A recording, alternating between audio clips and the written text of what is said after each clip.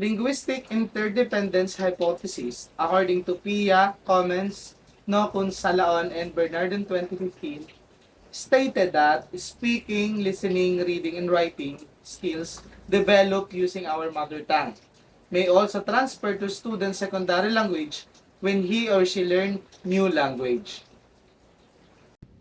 So according to the researchers, say that the language proficiency skills like speaking, listening, reading, and writing may develop using our mother tongue or our L1.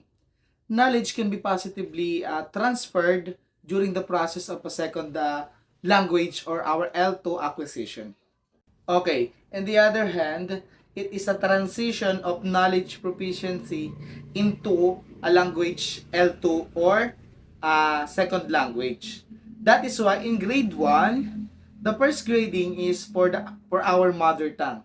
We can teach student by using her mother tongue, teach how to read, write, speak, share the ideas. And after that, in the second grading, that is for our L2, which is the second language, our Tagalog. In this transition of knowledge, we can see the development of our learner by sharing of ideas and opinion, even the skills, of course, the language proficiency skills. So I have here a quotation from the famous influential South African political leader, Nelson Mandela. But before I proceed, please answer this. Do you believe in this quotation? Why or why not? Please use the comment box below. It serves as your class participation. If you talk a man in a language that he understands, that goes to his head. If you talk to him in his language, that goes to his heart.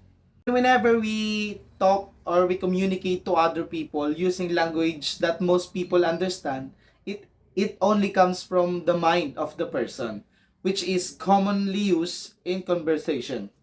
But when we communicate using the language in that place, showing interest in what we are talking to, and giving the response what to know. So if we notice, if we going to other places like Bicol, when we talk to them using the language there, not only do we understand each other, but enjoy talking and we are entertained properly and we feel good about them. So yes, Ian, we have 5 components of language. So we have first, phonology, morphology, syntax, semantics, and pragmatics. So first, let's find out what is phonology. So phonology, according to Bentari, Perlon, and Comler 2018, it is defined as a study of patterns in a speech sound. It consists of knowing about the sound of a language and of describing the said sound. So it means it is how speech sound are organized and affect one another pronunciation. Also, it deals with the system of pattern of sound which exists within a particular language. In English, it look at the vowels, consonants, and suprasegmental features of language or stress and intonation. So under the phonology, we have phonemes and allophones. First, let's find out what is phoneme. So phoneme is a distinctive units of sound within a language. A phoneme is the smallest unit of sound that distinguishes one word from another word in a language. For example, the cat, yung cat. So cat have 3 phonemes. So I will show you the chart of phonemes used when speaking in English. Like this, we can see in this chart that sat, ink, otter, knee, up, and run, and so on. We can see this chart, a lot of phonemes we use in speaking in English. In phonics, we learn to read the pure sound of a phoneme rather than the letter name. For example, the sound S is pronounced as S and not SA or S. Learning to read the pure sound make it much easier for children to blend sound together as they progress with the reading. So I have here another example of the word both. Both is made up of three phonemes. The B at the start, OA in the middle, and T at the end. The middle sound OA is made up of two letters. So this is called digraph. A digraph is a phoneme single sound that is made up of two letters. The digraph above is O and T O. Oath. O. O. Is a vowel of digraph because it's made up of two vowels. So, B, O, T, both. So let's proceed to allophone.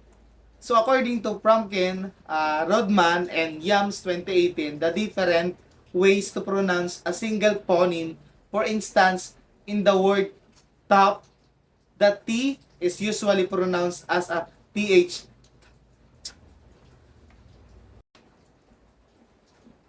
So it means allophones are the linguistically non-significant variant of each phoneme. In the other word, a phoneme may be realized by more than one speech sound. The selection of each variant is usually conditioned by the phonetic environment of the phoneme. Like for this example, T, top, and stop. So, you have to understand that the slashes enclosed is a phoneme, which is square brackets enclosed is allophone. The word top is pronounced with a path of air. Is it called aspirated? Aspiration indicating you may also try by placing your hand in front of your mouth and say the word top. Top. Once again, top. Can you feel the puff of air? That's what we call aspirated or aspiration. The word stop is pronounced with no puff of air. Again, place your hand in front of your mouth and say the word stop. Stop. Stop. There is no part of air unlike the word top. Top. Top. Now, the word morphology. Morphology, we have under morpheme, root word, affixes, compound word. So first, let's find out what is morphology. Morphology is thus defined as a rules of language that govern word formation. Morphology is the study of word and their parts. Morphemes like prefixes, suffixes, and base word are defined as smallest meaningful unit of meaning.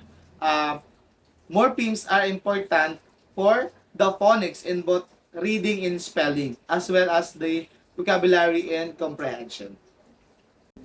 So morphology is a set of study of internal structure of the word and forms of a part of linguistics.